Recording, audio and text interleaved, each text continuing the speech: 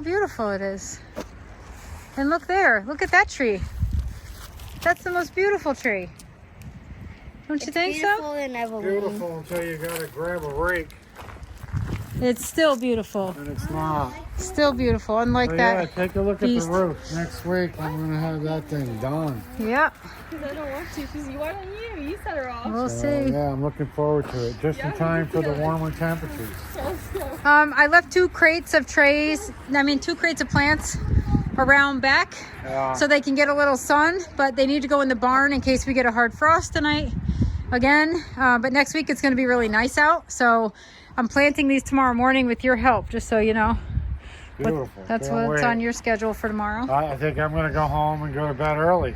I'm about to bring your kid to baseball practice. I'll be home at 9. Soon. Yes. All right, good. Don't forget, the groundhog will definitely eat them. Yeah, well, I'm sure you'll remind me. I'm not going to remind you. I'm leaving. Well, what about Emma? What? You can't babysit your own children? Can't. No. Lizzie. No. Emma Lou? You coming with me or are you going with Dad? Well, she'd have to sit in the front seat. Hey, Mom, don't you want to... Oh, actually, Emma, you can't go in that truck because you're not legal in that truck.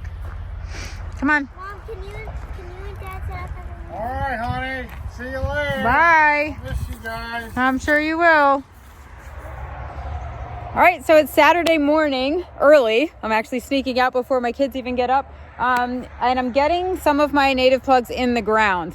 So one of the things I'm doing right now is kind of figuring out which native plants like water the most, because I do have a couple of spots that they kind of stay moist, whether it's from drainage or just from being sort of a low-lying area. And it's really obvious when I rototilled where those wet areas are. So what I'm going to do today is sort through my plugs and get all of my water-loving, moisture-loving plants together and get those sort of clustered in those areas to take up moisture. So as you can see, it is literally a glorious morning to be doing this. So I have some liatris, some foxglove beard tongue, some hoary vervain, some blue asters. This one I actually undid. So you see how the stem is like the main stalk was yellow from growing this year? Look at the bottom. That's what most perennials do. Once their main stalk, their main flowering stalk is done, they're gonna start putting up foliage at the base of the plug. So once these are all unwrapped and ready to go in the ground, I am going to leave that taller spike just because it'll be easier for me to see where they're supposed to be rather than trying to figure out where they're supposed to come up and all that good stuff. So I am going to mark each one of these with the label that they came with, just because I know over the winter, this soil is going to settle. I'm going to really maybe have a hard time, but as like figuring out where everything was. But I do plan on doing a layout video, as well as marking them and clustering them in 3s or 4s. So that is my goal this morning. So this area here on the corner, mainly from drainage, from this upper level area, this gets all the water from the upper barn level.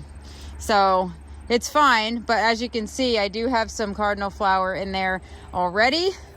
And then as you make your way down this path, this is going to be so cool. I have such high expectations of this. And I'm sure some things aren't going to love it here, but I will figure that out later on. And then down here, look, it is still wet and this is really dry. So I'm going to plant more of the turtle head and the lobelia. I think that's going to be a nice mix. Yeah, we're going to get that in here. And then I'll figure out some spring blooming, sort of lower ground covers to fill in the areas around the taller plants in those wet spots. So for now, what I've done so far is like, here is the foxglove beard tongue. I have 3 clustered there. Their spacing is 2 feet apart. So while it doesn't look like that's really filled in, these will bloom, and these all are going to bloom like between 2 and 4 feet. So there's a few things that may go higher than that. But for now, I think all of these are going to play nice. I don't know. I have high expectations, but I also know that gardens need to be tweaked a lot. If you know how many times I've revamped my home gardens, I expect to learn a lot about the straight species native plants that I'm putting in. Some of these I have never put in a garden before, so this is also going to be a learning process for me. This is good wood. It's great wood. I'm going to move it into the barn. So what do you Do have? it? Wait, you are? Yeah. How are you going to do that? A truck, or actually we'll use your tractor, right? You can use my tractor for this? Probably not. I don't think the bucket's big enough, so. Well, I just may have purchased something to help with that. Oh, God. I knew you were having me film you for something. I'm having you film me so I can introduce you to our newest attachment. Are you kidding me? No. Shouldn't you be checking with the CEO of the company? Honey, I'm the CEO, the CFO, the... You got that? Whatever. No, you did not. You got four. When did this happen? I needed to get my soil for Okay. cheap, so I bought the attachment. Yes. So here's the thing. The bags of soil, they're 2-yard slings, and this is all for like my potted vegetable seedlings and my, my daylily seedlings and things that I can't grow in the ground and sell because we're inspected by New York State, and if we have invasives or whatever, you just can't do that. So if I want to sell plants and I want to do, sell plants to the public, I have to have soil, and I love Vermont compost soil. It's just, I love it. It's fortified with compost, and I just prefer it. I don't have to fertilize because everything's built right in, but it's expensive. So last year, do you remember? I bought 2 pallets of the 60-quart bags. I actually were part of a farm collective right near us, and they deliver there. It's literally 5 minutes away. And so we went, Maddie and I went and grabbed the bags from there, and we brought it back. And the reason I had to buy bags was because I didn't have a forklift to take it off my truck. So I can't just take a whole 2-yard sling. It's like 1,500 pounds, maybe 2,500 pounds. I don't even know. So the thing is, if you get the sling instead of the bags, it's $350 cheaper per bag. So I invested what I would save this year in forks, so that I can actually go get the slings, and every year after this I will reap the rewards and the savings of buying slings versus buying bags. But the reason we did the bags is because I couldn't get the sling off my truck, and we had to break down the pallet after they put it on to get it off my truck. Yeah, but you forgot to factor in the flatbed truck we're going to need for the big...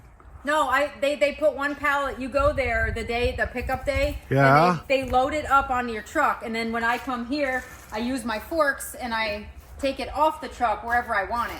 So Really? I could literally, this bank here, I could literally keep them all there outside. If I wanted. Wow. Is it hard to put the attachment? I think I got 6 Wow. slings this year. So that means I can Watch out, actually... you're gonna fall. So all I have to do is park my new lawnmower in here and just film you when I introduce it, and all is good. Yeah.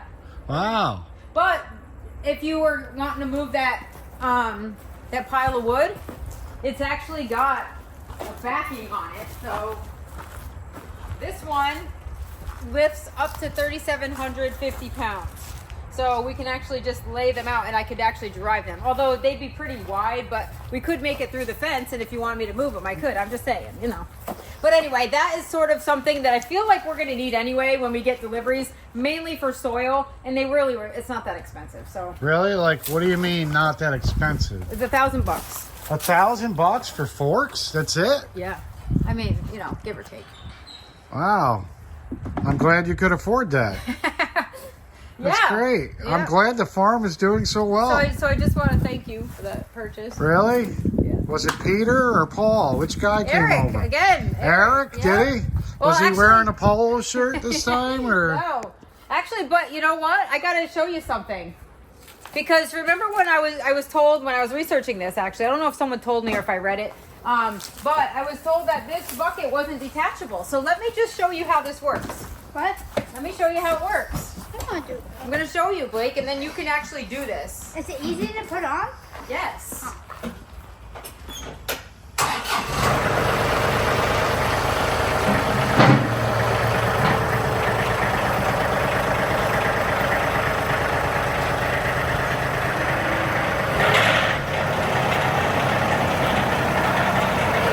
Can't find it, grind it. Where you going? All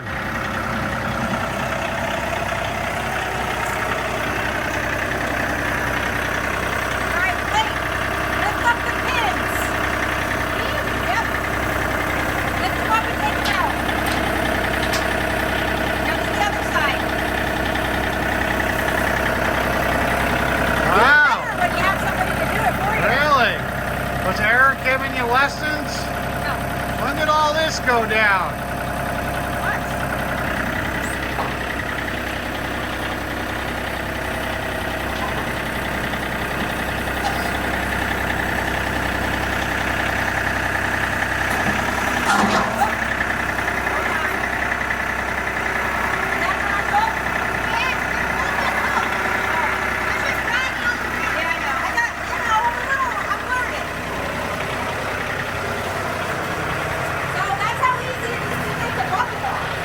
Yeah, how easy is it to get it back on?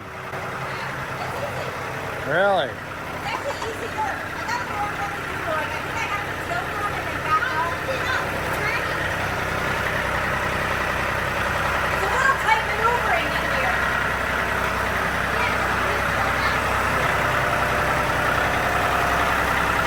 It's not straight either. You want us to straight?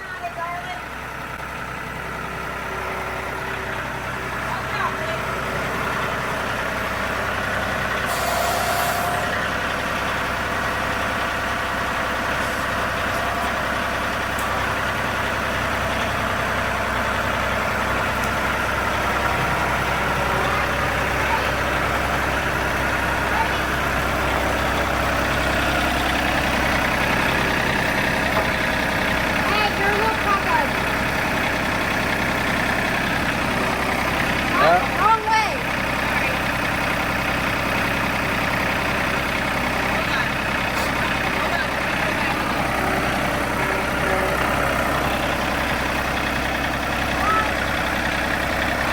Stay back.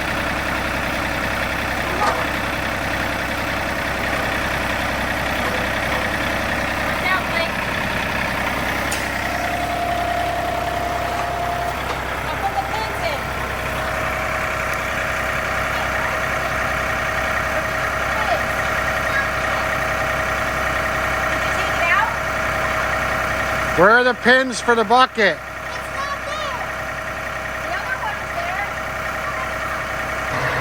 there. We seem to have a small issue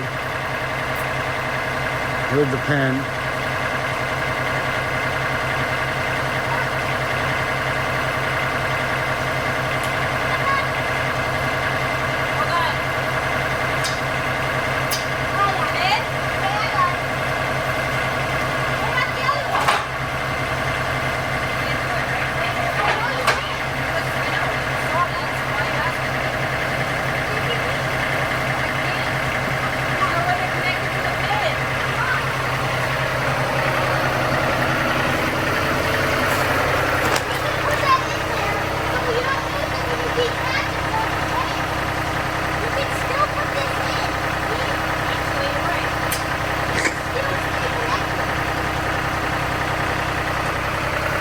I told you he was going to work at John Deere. Look at that. Wow.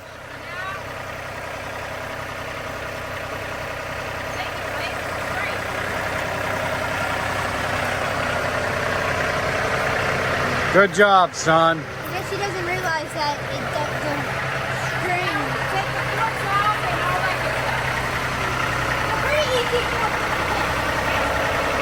Well, congratulations on your new purchase. Yeah, same to you. Hope you enjoy the payments. There's no payments. Oh, really? Cash deal? Cash deal, baby.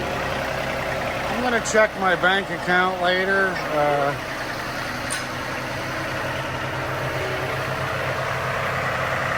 It's a write-off. I just write it off as money well spent.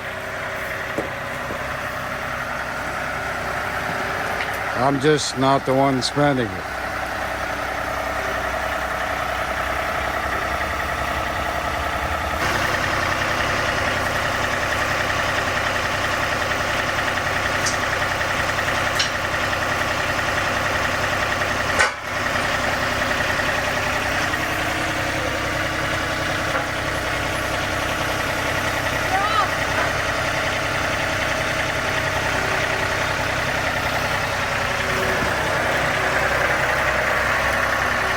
Can we move that bucket? It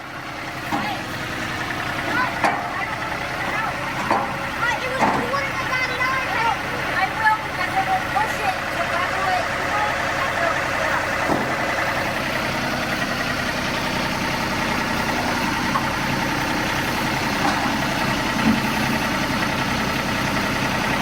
Nice. Easy as pie. You look good on that tractor. Yeah? I'm sweating in here. It's hot in here. Maybe open that door up a little bit. You going out that way? I need gas. Yes. Diesel. All Sorry. right. You know what I mean when I say Yes, I do.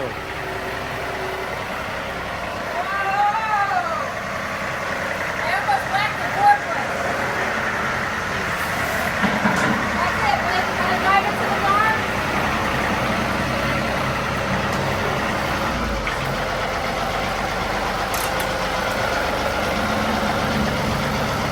You got my phone in the car? Oh, I can see mine. You get my phone in the car? Yeah, switch over. All right. You know, I'm thinking to myself, God, it just smells like diesel. This thing must be burning. And then I'm like, oh, that's right. We're in a big bubble. Yeah, pretty much. Ugh. Yeah. Anyway, so if we want to move this, now you actually can pick them up and I need a hair tie. It's hot. Isn't that cool? Yeah, you could have just said, hey, honey, I'm going to pick up a forklift for $1,000. What do you think? It was like $1,300. Well, even so. Well, I originally got a quote of $1,440, so I got a discount somehow. Yeah, I wonder, did you wink? No, I tried, but it didn't work that much. She must have been wearing them jeans.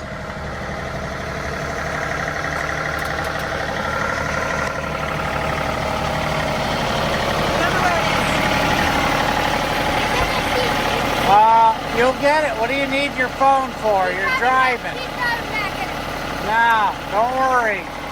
You'll be at the farm. We'll bring your phone to you then, bud. Beat it. I'll let her go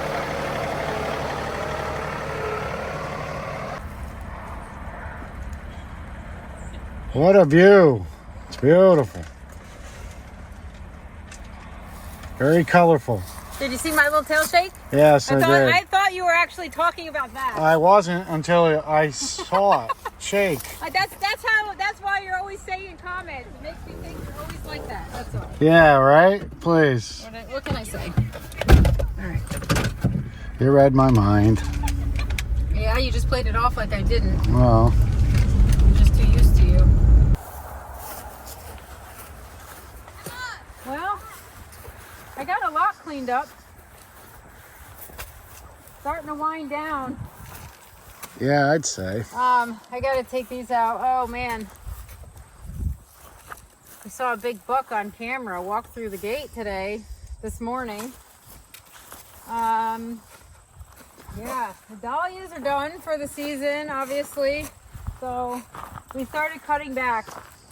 And we had to label as well as make sure that the label is secure, because when we dig them up, obviously you won't know what variety is what unless you actually have them tagged. So do you really think we could have saved these dahlias by covering them? I don't know. I would have liked to try. It seemed like the night that they all died, it wasn't really that bad for that long. Well, you stay outside with nothing on. Well, I have before. This is, the problem is once they look like this, you really got to cut them back because they're going to start to mush and rot. And then it can go to the tuber. So I'm leaving them in because I'm leaving maybe for another week or so, primarily because it's going to be in the 40s and 50s at night for this whole week coming up. And when they get this frost and they die back and you get the cooler weather, it actually really stimulates the root tuber production.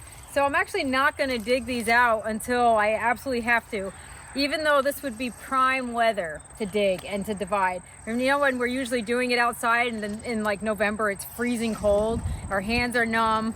Then you have to like get them to dry without being too warm, or they get squishy and rubbery.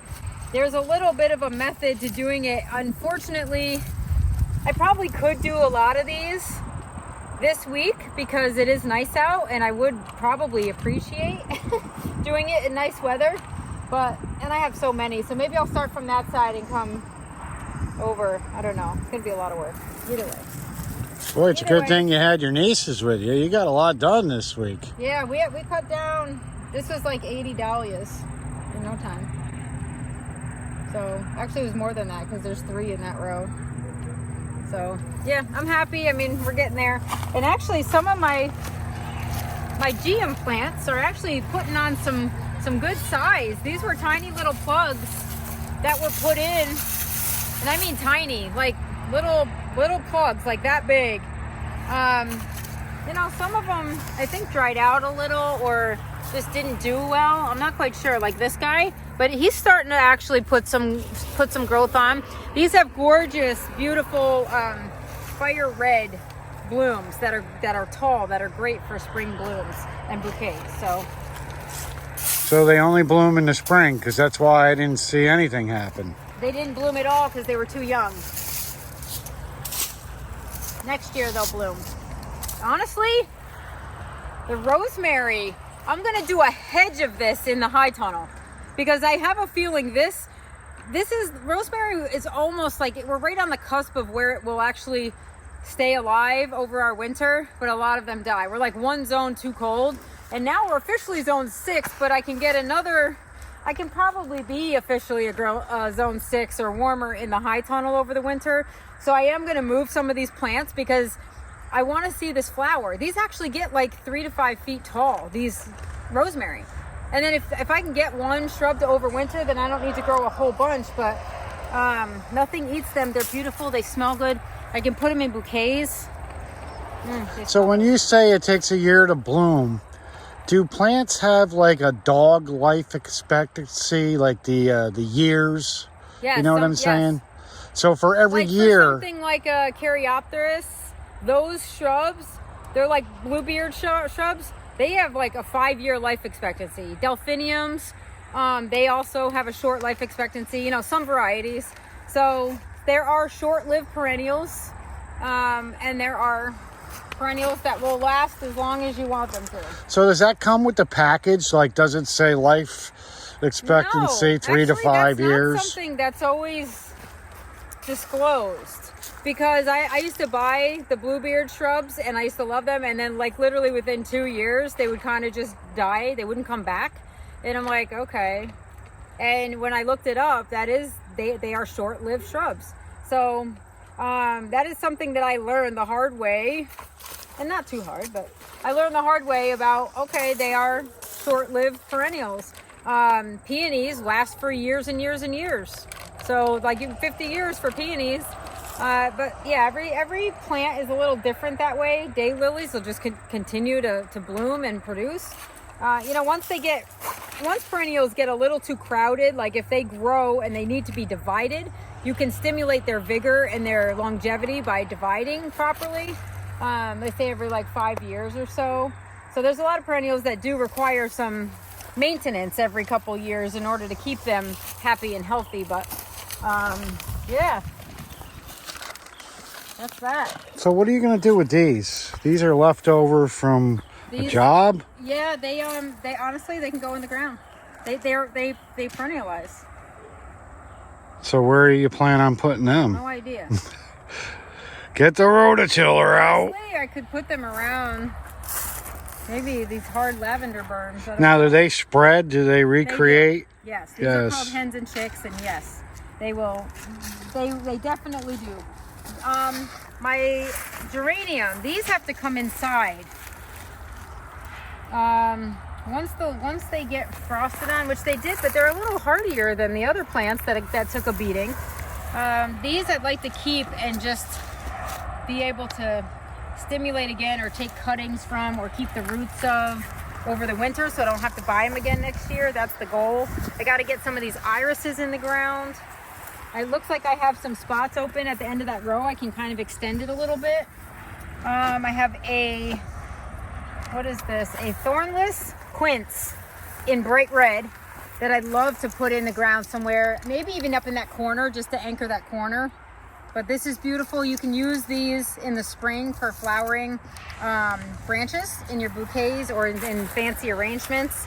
I have a few of these. I have one of these at home in my home garden. It's a double take pink, and this one I saw a double take scarlet, so I kind of wanted to try that out. Only one of my pink pussy willows from the beginning of spring. Remember we put them in the row? Remember we planted them in the leaves, the sticks? And I was like, and then we ended up making this elevated platform for the dahlia growing area. I have one, only one made it. Only one rooted with something else in it. Well, I guess he's not a pussy willow after all, is he? No, I guess he's not. But that's a pink pussy willow, so I'd like to get that in the ground. And I have a whole bunch of button bushes, which I may separate and just save as nursery stock for next year to sell, because I just put a whole bunch of them in. I got some Neptune catmint, which will happily go with the red and purple, with the red scarlet quince. I might just plant that. These might be additions to the perennial gardens that I want to put in. And I have some Rosian geranium left over. So you still, before the season's out, you want to get rid of all these plants in pots, right? Oh yeah. I started already. All those pallets up there, 1, 2, 3, 4, 5. I already started breaking them down. Just when I thought it was safe to celebrate. We can take the tractor and get this stuff picked up though. Yeah. And all these posts have to come out. Also, speaking of seeds, I get a lot of questions about seeds.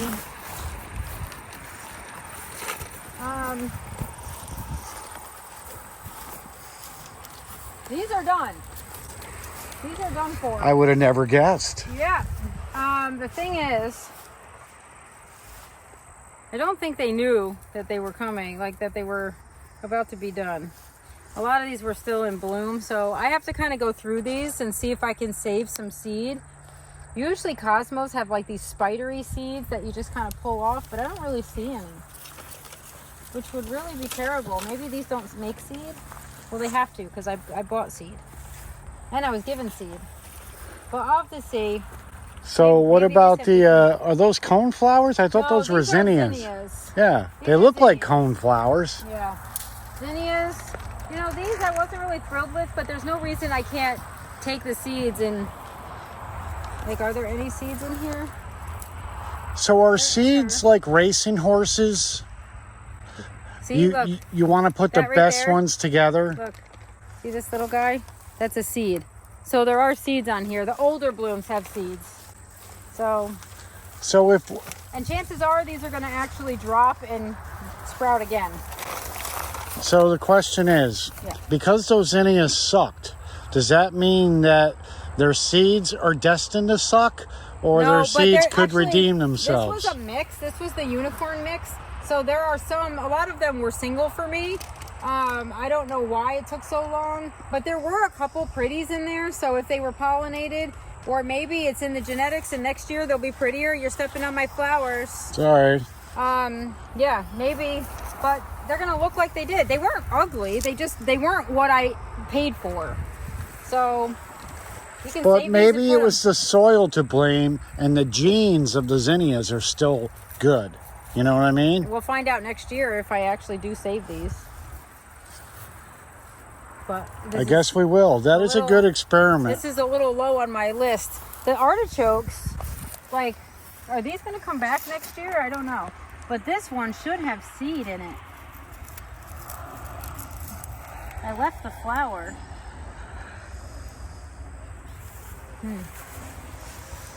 I don't know. I have to see where exactly the seed is in that. I would imagine it's in there, but I don't see much.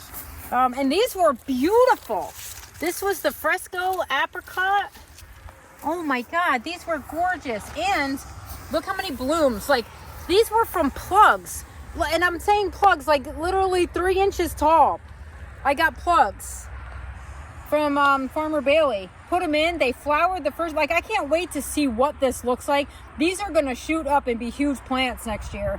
And I don't even know that I'm gonna use them for cut flowers. They were pretty enough, but I actually might take these and put them in the ornamental gardens that we start. So I like that. And the Lysianthus, like, look, it's still going. They're still going. I mean, they got frosted, the ones that were open, but their buds are still growing, like, cool. Lupins got eaten. My lupins got eaten, but you know what? They're establishing. I might take these and put them in the native garden. I did order some native lupin seeds. I think they're blue lupins. Can't remember the exact name, but yeah. And these guys should fill right in next year. Hopefully the tags make it. And these guys are done. So we have to dig up this row of dahlias, right? Yeah. And then what are these dahlias as well? These were the ones that actually started taking off really well. And I think because I put them in the ground, that I'll be able to save the mother tuber over the winter. So I'm gonna leave them. I mean, I'll take them out, but I am gonna keep them and try to regrow. So I'll let you know if that works out. These stay in the ground over winter, right? Yep. And then there is a row of daffodils in here. And I'm debating whether to dig this out with my tractor, sort the bulbs, and then plant them around. Do you hear the Halloween? Yeah, I hear the animatronics screaming from the barn. Also, we have strawberries I'd like to move to the high tunnel. Like, I'd like to get all the food and the perennial food stuff. I'd like to get those into the high tunnel. And when would you like to do all of this? When I'm done with the rest of Well, good. Hopefully you'll like to do it when I'm doing something else. But these are so happy. Literally my strawberries. And actually, it's probably good if we do put them in the high tunnel because these are starting to grow runners into the grass, which is not a problem because we'll probably mow it out. But why do they have to go in the high tunnel? Because then I don't have to fight they don't have to, but I won't have to fight the rabbits for them. And I can I'll get them a little sooner, I would imagine, than... Yeah, but I don't, because I want to save all of this for cut flowers. I think it's going to have the most visual impact here in these rows. So I loved the first year, not this year. The first year we grew dahlias here, zinnias, basils, bells of Ireland. I had and Lysianthus. I loved it. I loved it. It was beautiful. It just felt like this amazing place with all the flowers. Like, I loved it.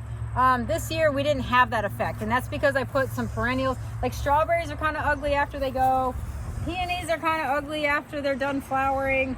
So I want to put stuff in here that's actually going to make a difference. And all the peonies are going to stay. I don't mind having this patch of peonies here, but from here over and then up there, and maybe even past the lavender berm, I might do all annual beautiful flowers. So you're afraid to plant the strawberries outside by like the... Yes, they're nothing. They will be eaten to nothing. The rabbits are already finding them, so I'm surprised that buck didn't come down and eat them. Oh, he didn't look like a badass buck to me. I think it was a 4-pointer. No, he had at least six. Well, I don't know if I want to give him the benefit of the doubt, but whatever. Well, I can see it. When you zoom in, you can see all of them. There's at least 3 big, 1, 2, and 3. But we just walked around the premises. We found no evidence of buck rub or a buck eating any of your stuff. Well, we haven't checked that paddock. You're complaining about rabbits over here, and they haven't done anything. Me and Emma were watching a groundhog the other day for like 30 minutes, and all he did was chew on grass. Well, good. He didn't care about your dumb flowers. Good. He just wanted to be part of this property. You don't have to say dumb flowers. Well, I do have a thing for the groundhog, so I'm just That kind doesn't of... make my flowers. All right, your flowers. I was blaming your flowers for the fact that you wanted me to shoot them. The poor little groundhog. I didn't want you to shoot him. Well, how are we going to get rid of him? With dynamite? I don't care. I just said I don't want to. So he can stay? No, I don't want him to eat my stuff. So all of this needs to be watered. I worked on this yesterday, but they need to be watered. I can tell already, and it's going to be warm this week. I can collect seeds from my coneflowers and kind of spread these out. I can't wait to see what this does. I hope they make it. It'd be kind of embarrassing if it doesn't. Well, it's trial and error out here, and native plants are always hardier than the rest, right? Yep. That's why they're native. If you water them in and keep them ready to establish, like if you keep them watered, and you got to establish them first, and then they're not just gonna make it if you throw them in a pile. Like So I also had some lavender plugs that I put in because they were dying in a pot over there. So if these don't make it, I won't be upset, but at least I gave them a shot. So here's what I'm hot. confused about. How are weeds not going to grow between all They this? are. And how are you, so you're just going to have to weed this? No, I just have to keep the weeds lower than the natives. And how do you do that? Clippers. You just got to keep up on it. Yeah, because I'm thinking eventually. Once these establish, they're going to be up. They're all going to be between 2 and 4 feet tall. So if something starts to crowd it and grow in, then we just knock it down around the plant. Until these plants grow up decent size, we'll be managing it a little bit. I would imagine like 2 years. And then me, whatever. Yes. This was not my idea. I'm head of grounds here, and this just seems like a lot of work. What do you think? She doesn't. You just said it was too hot to work. Does this mean we're not working today? You don't have to. I'm gonna. I'll help you. Shouldn't you two be standing under the tent? Kind of defeats the purpose, doesn't it? I might use it. Not yet. You're good. There you go. See, the little baby needs a drink. You can get these big guys for a little bit longer, Em, because they got bigger roots. Put that water right over them. Get in there. Walk in there. There you go. Give them a nice, good, thorough soak. Yeah, just pretend you're taking a shower and you use all the hot water like you normally do. Soak it up.